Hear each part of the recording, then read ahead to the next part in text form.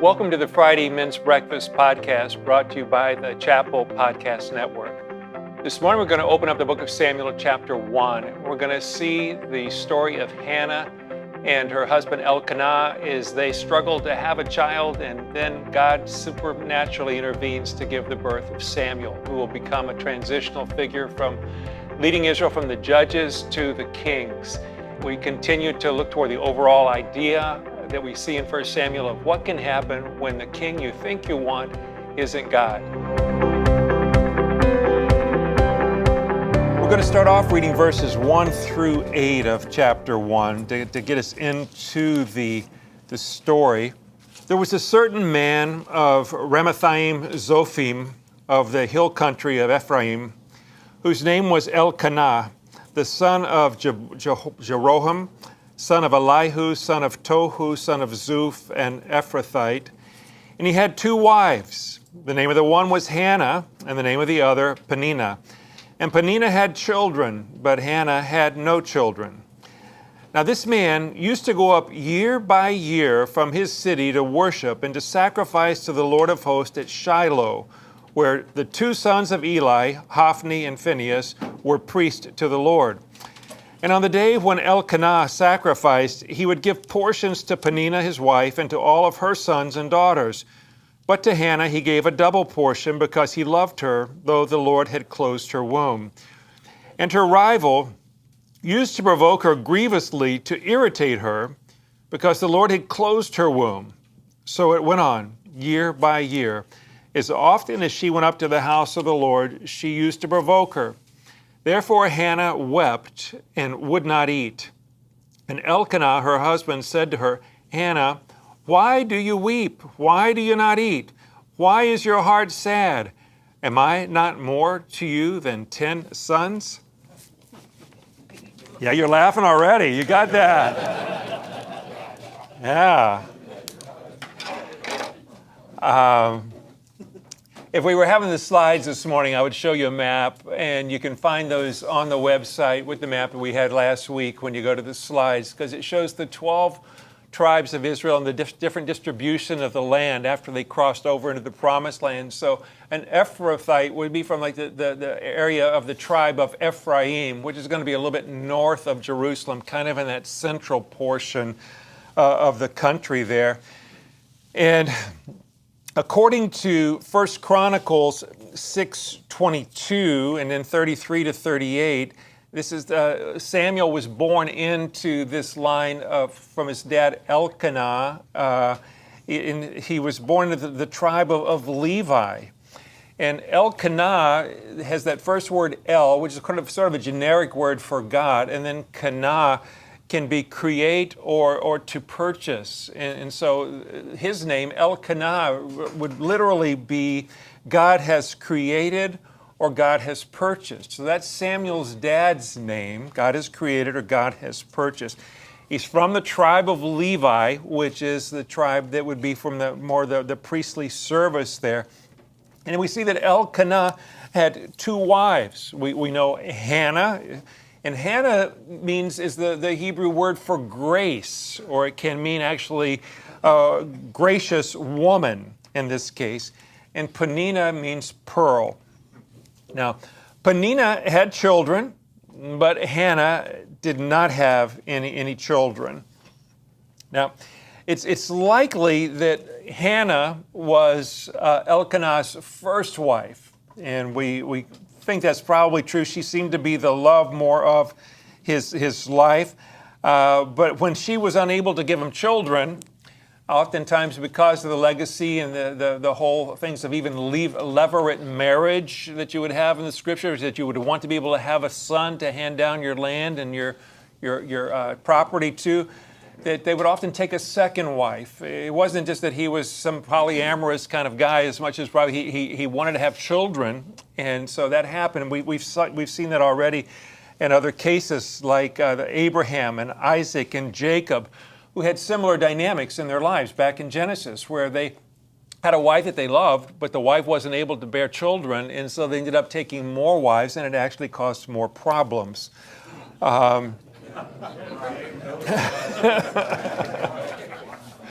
So Elkanah was a man who was devoted to the Lord. And year by year, he would travel from Ramah, which was his town a little north of Jerusalem, and he would go over to Shiloh, because at that time, that's where the Ark of the Covenant, the Ark of the Lord was. The tabernacle had been kind of just housed there at Shiloh. And actually, it seems like they may have put some sort of a physical structure over the tabernacle at this time. It's not exactly the temple, certainly not the Jerusalem temple that would later be built by Solomon. But Shiloh will be about probably 15 miles from where he was in Ramah, and so they would travel there each year to the festivals that were mandated, like Passover would be one of the main ones that they would be going to. So Elkanah, devoted to the Lord year by year, he'd travel from Ramah to Shiloh, where the tabernacle was, and serving in the temple was an older priest, and he had these two sons named Hophni and Phinehas, and we'll learn more about those in coming weeks. But when Elkanah would offer his sacrifice there to the Lord each year, he would give the appropriate portions to his wife Peninnah and all of her sons and daughters. We don't know how many sons and daughters actually she conceived and gave birth to, but we do know that he said all of her sons, all of her daughters.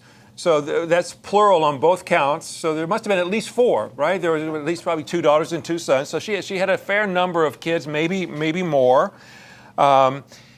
And we know that, again, Hannah had none. And the translation of verse 5 is really unclear in the Hebrew. It's uncertain. And so if you have like the ESV that we have today, it talks about he gave Peninnah a portion for her and all of her kids, but he gave a double portion to Hannah. It's because he loved her. But if you look at the New Living Translation, and if you look at some of the other translations that are very good translations, they would say, although he loved Hannah, he only gave her one portion, because that was really what was due her. But because she had no children, she would only get the one. And the reason for that is that in Hebrew, the word for nose also can be translated nostril, okay?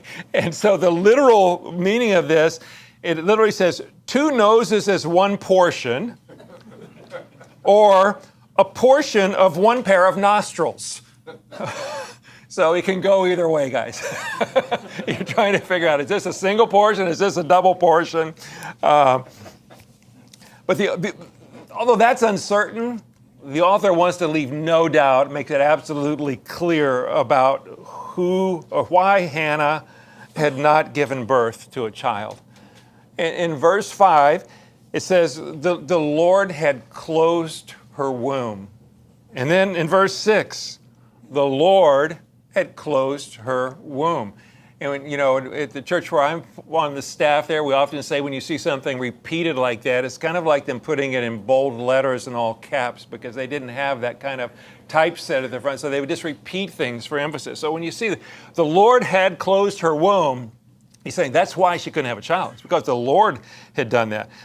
And so at first look, it's hard for anyone to really understand why God, the God who we looked at last week, who said to the Israelites, be fruitful, multiply, fill the earth. And he says, I'm going to make you fruitful. I'm going to multiply you, to Abraham.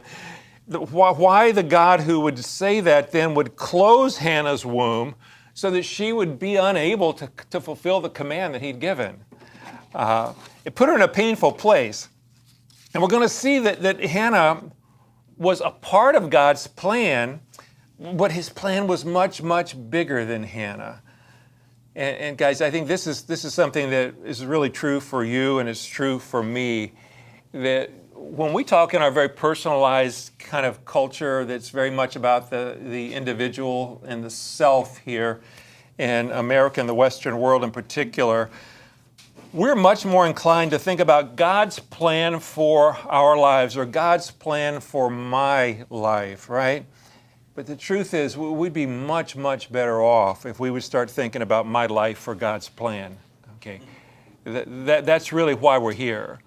We're not here for God to have a plan for our lives, to make us fruitful, to make us happy, to make us successful. God has our lives to exalt Him and to make His plan successful. So His plan is always so much bigger than we are. And even when that means that we must suffer, even that means we're being humiliated in front of other people, even when that means we can't understand why God is doing what God is doing in our lives, to remember that our lives are for His plan, and His plan is much bigger than our lives. So the big idea that I wanted this morning is nothing too catchy. I just really was trying to get what I think is the essence of that I want to pull out of chapter 1 here.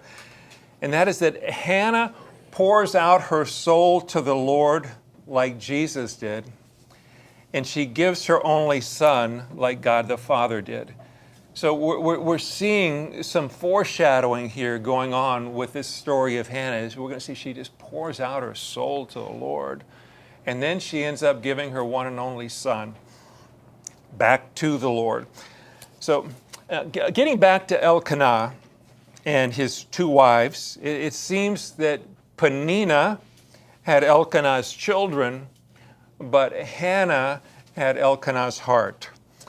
And we can see that Hannah was hurting. And we can be sure that Elkanah hurt for her. I mean, if you've had your wife hurting, you hurt too. And so, as men, can we just commiserate for a moment here? Was it Joan Rivers said, "Can we talk?"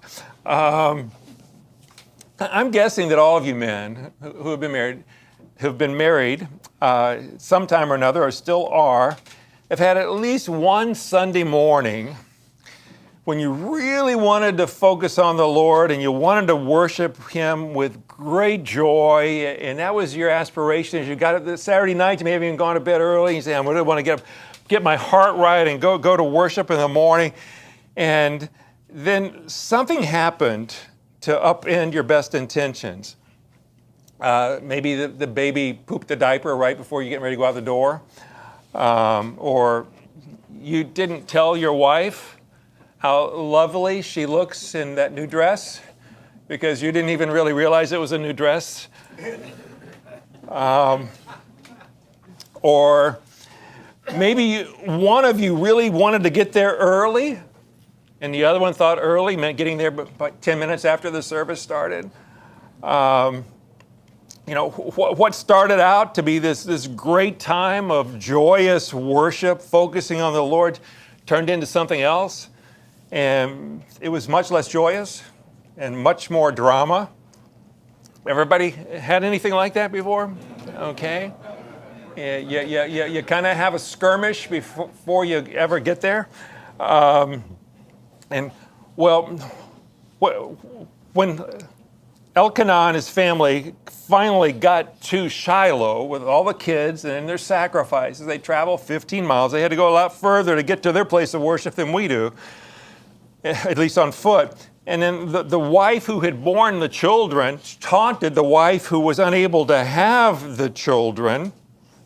And then, so the wife without the children, whose womb God had closed and made it impossible for her to have children at that time, she starts wailing and she starts crying. She doesn't want to eat anything, so it didn't really matter what portion she got. She got a double portion or she got a single portion. She wasn't eating anything anyway. She wasn't drinking anything. And then Elkanah, the whole family repeated this routine year after year, seeking God with joy, but ending up with drama and pain. And we see here that, like at our church where I'm a part of, we're having a few challenges here for the fall. We're trying to read through all the Psalms 2 a day. But we have another challenge called Choose Church, and that is, for the next 11 weeks, we want to try to see that everybody makes it into some sort of community and worship together. Now, even if that's online, if you're sick, you get COVID or whatever, but you're still making worship a priority in your lives. We see Elkanah was doing that, even when it wasn't easy. He and the whole family, year after year, they did this. And I can only imagine it got harder and harder for Hannah with each passing year And then when you guys laughed earlier at Elkanah, I think you're seeing what was happening here. The guy really wanted to comfort Hannah. He really wanted to try to encourage his wife, who was in so much pain. But the poor guy just didn't get it. We might call this a counseling fail. His wife is grieving. She's not able to have a child. She probably wants to smack Peninnah in the mouth. And then Elkanah says something like, "Oh, come on, honey. Why are you crying so much? Eat something. You're going to feel better. Why are you letting this get you down?" And then he really blows it when he starts to make it about himself, right? That's when you and I blow it. When we start off thinking that we're going to be compassionate to our wives, and then after a few, maybe saying the right couple of things, we make it about us, and it's Katie bar the door. But he blows it by making this. He says, "Am I not more to you than 10 sons?" Guys, have you ever been there? Have you ever? Okay. Yeah. Well, let's pick up in verses 9 to 18 after Elkanah's big counseling fail here and see what happens with Hannah. We're going to go to 9 to 18.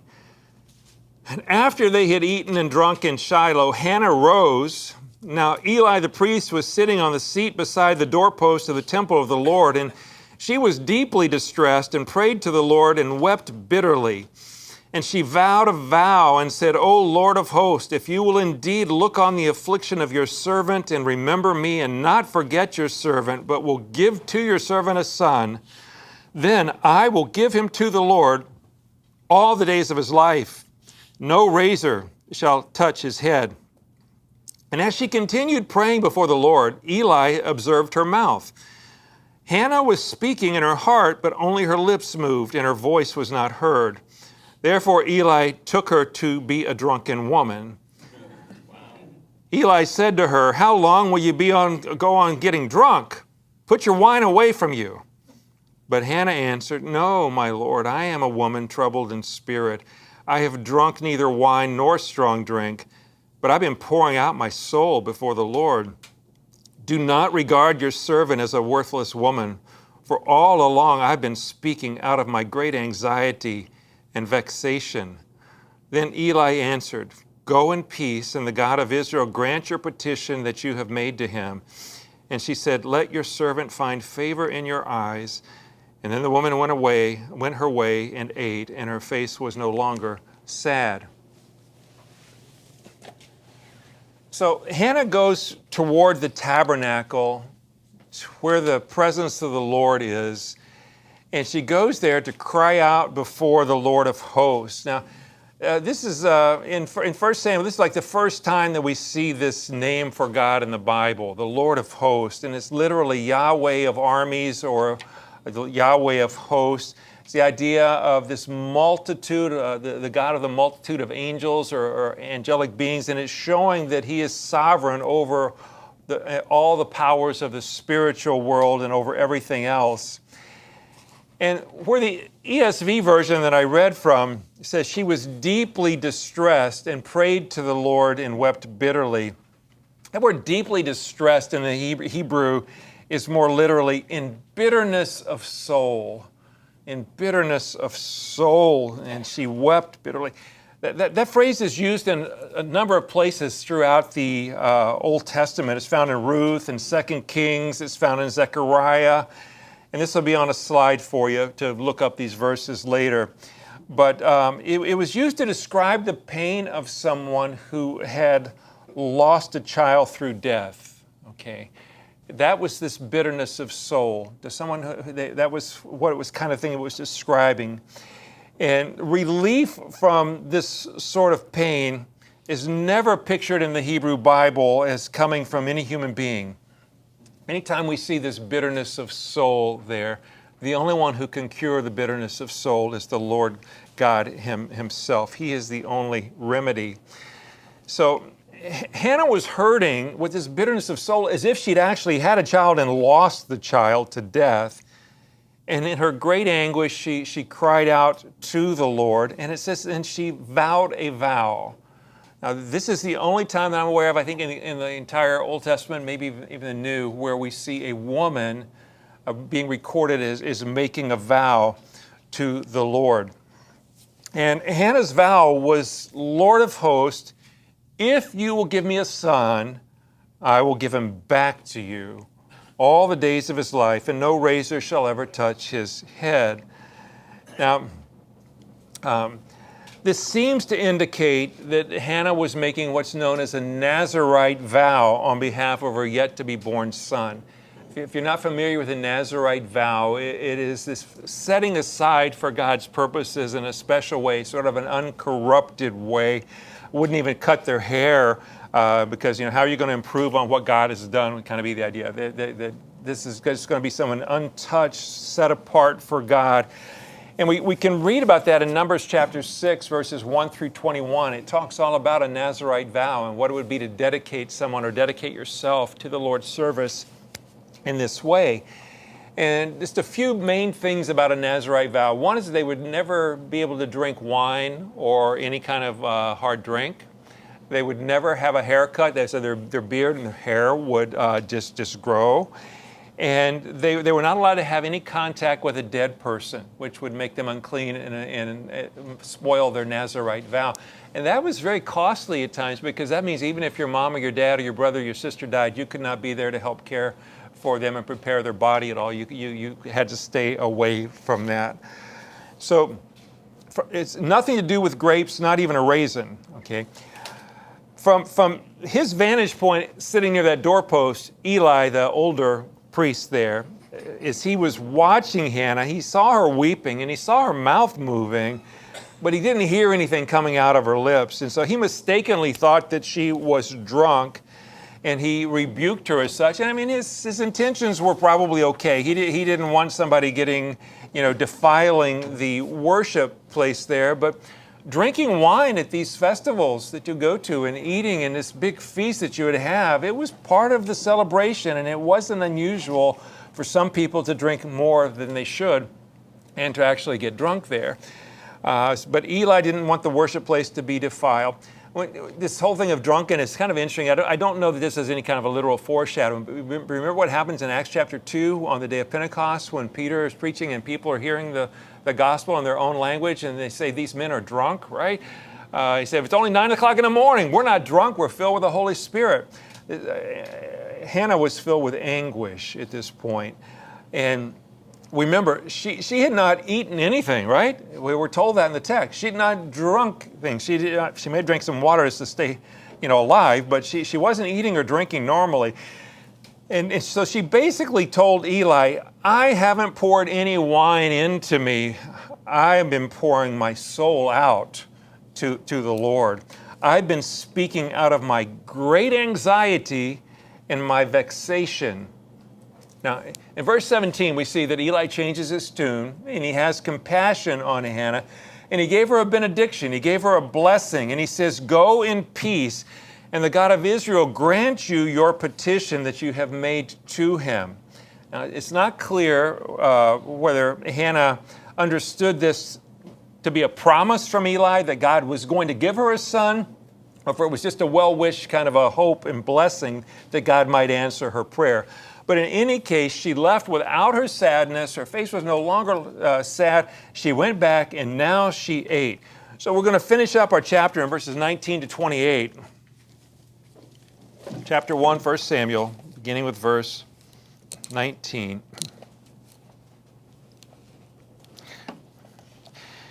They rose in the morning and worshiped before the Lord. Then they went back to their house at Ramah, and Elkanah knew Hannah his wife, and the Lord remembered her. And in due time Hannah conceived and bore a son, and she called his name Samuel, for she said, I have asked for him from the Lord.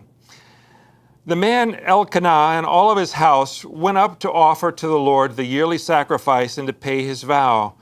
But Hannah did not go up, for she said to her husband, as soon as the child is weaned, I will bring him so that he may appear in the presence of the Lord and dwell there forever.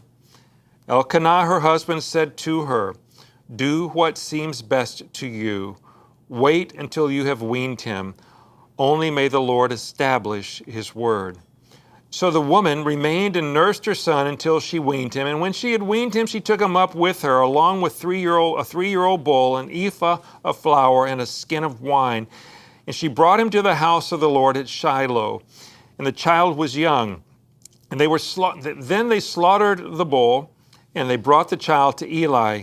And she said, "O my Lord, as you live, my Lord, I am the woman who is standing here in your presence, praying to the Lord. For this child I prayed, and the Lord has granted me my petition that I made to him. Therefore I have lent him to the Lord. As long as he lives, he is lent to the Lord." And he worshiped the Lord there. So after worshiping the Lord that morning, after Hannah had left Eli, was no longer sad, she ate, she drank, and then they worshiped the Lord, and then she returned with the family back to Ramah. And Elkanah knew Hannah. Now, this is the same thing of Adam knowing Eve. It's a softer way of saying they had conjugal relations.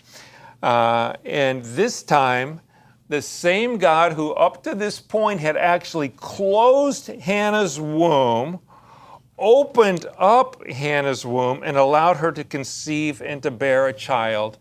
And they named this child Samuel. Now, we're not exactly sure of Samuel's meaning of his name. Again, it can go a couple of different ways here. Shem would be the first part, and then El. There's that word for God again, El and Shem.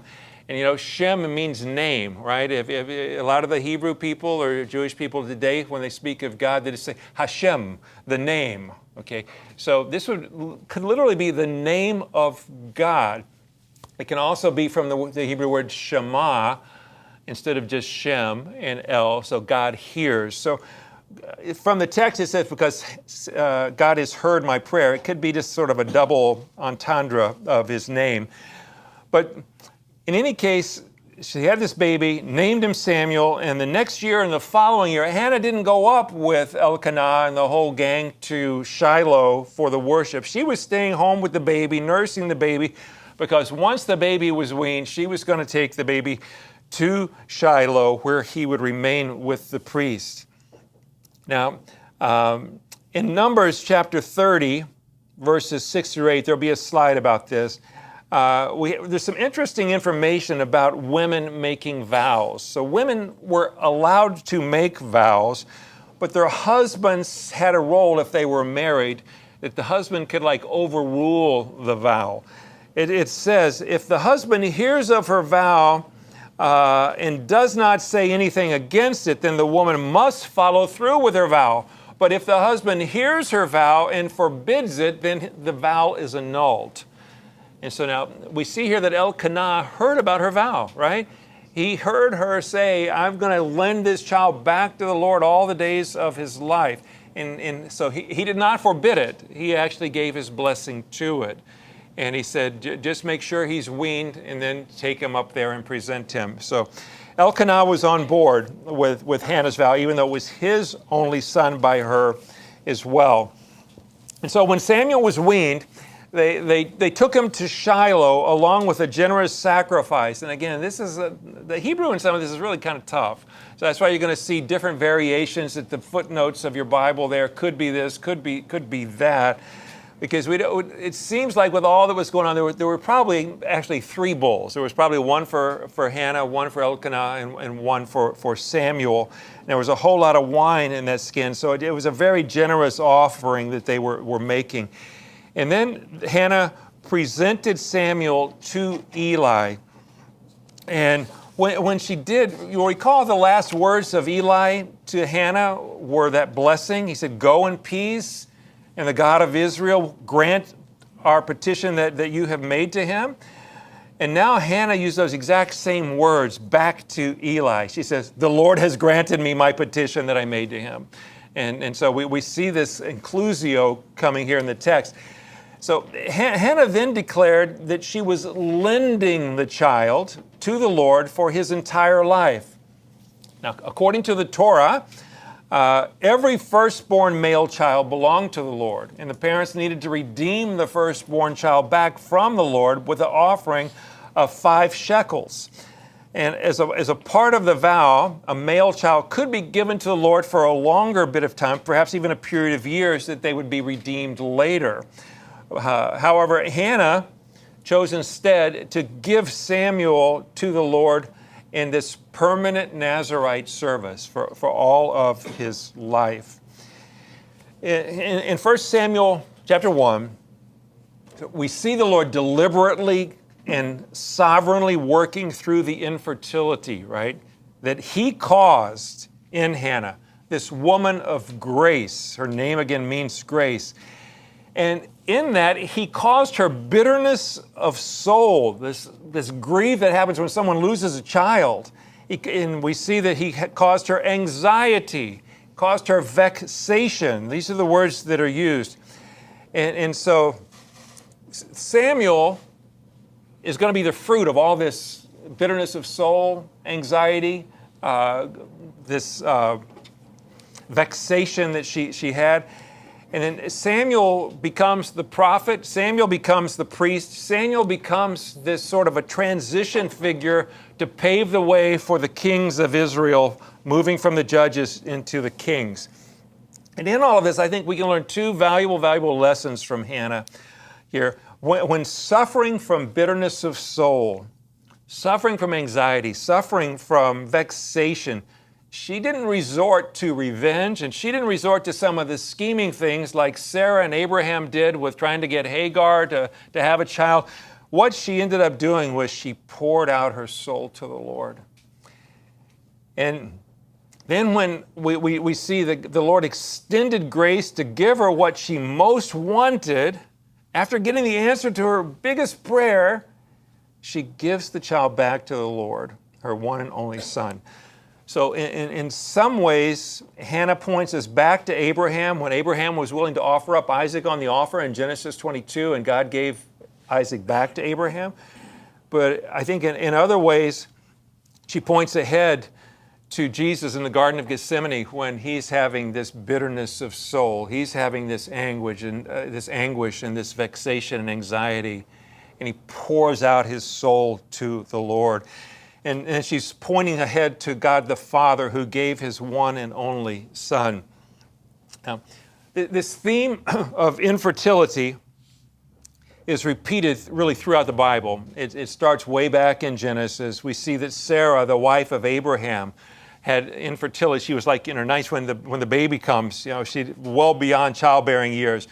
Isaac, that promised son, his first wife, Rebekah, also had fertility issues until the Lord stepped in.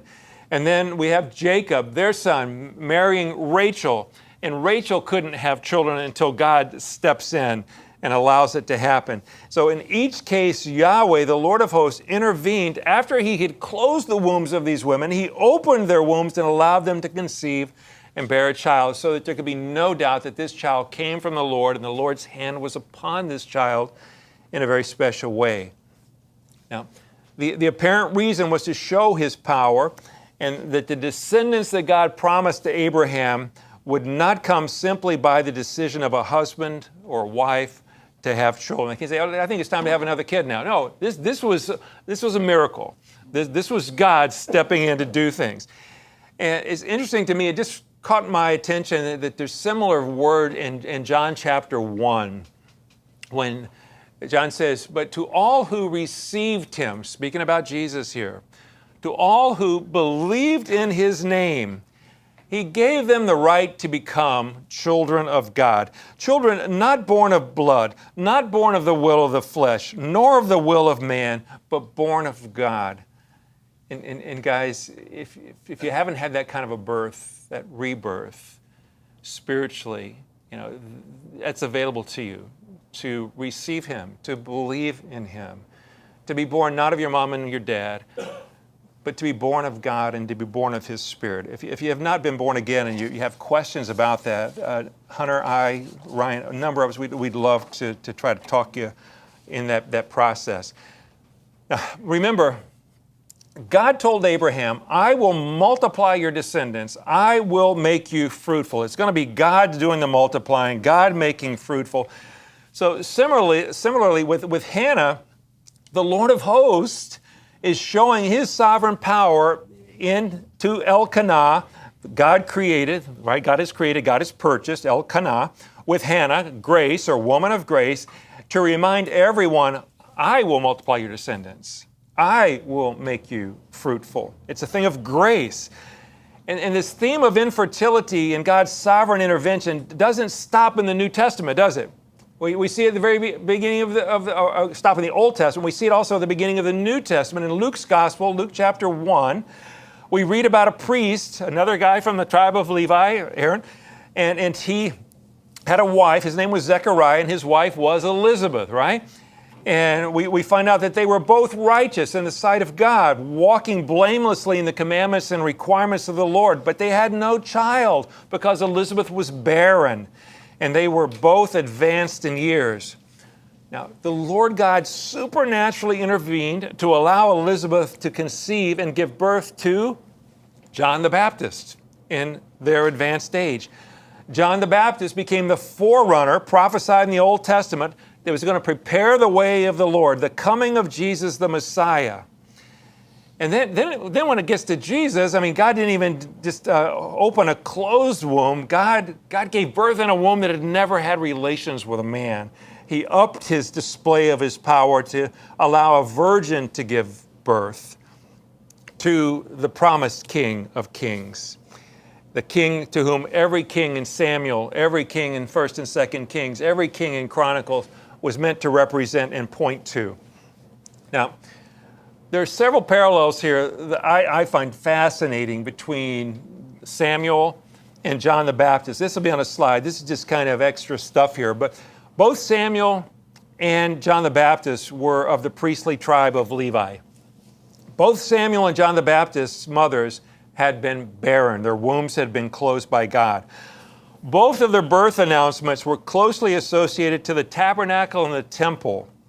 Both accounts of their births were followed by lengthy prayers, one by Hannah in Samuel and one by Zechariah in Luke. Both Samuel and John the Baptist ended up being prophets. Both of them prepared the way of the coming of God's anointed kings. So the big idea, again, just to close us out here this morning, is that Hannah pours out her soul to the Lord like Jesus and gives her only son like God the Father. Thanks for joining us today for our study of 1 Samuel. For more information on the Friday Men's Breakfast, please visit wcchapel.org/Men's Breakfast. Until next week, our prayer for you is that the King you desire first and foremost is not a mere earthly ruler, but Jesus Christ, the King of Kings and Lord of both heaven and earth. God bless.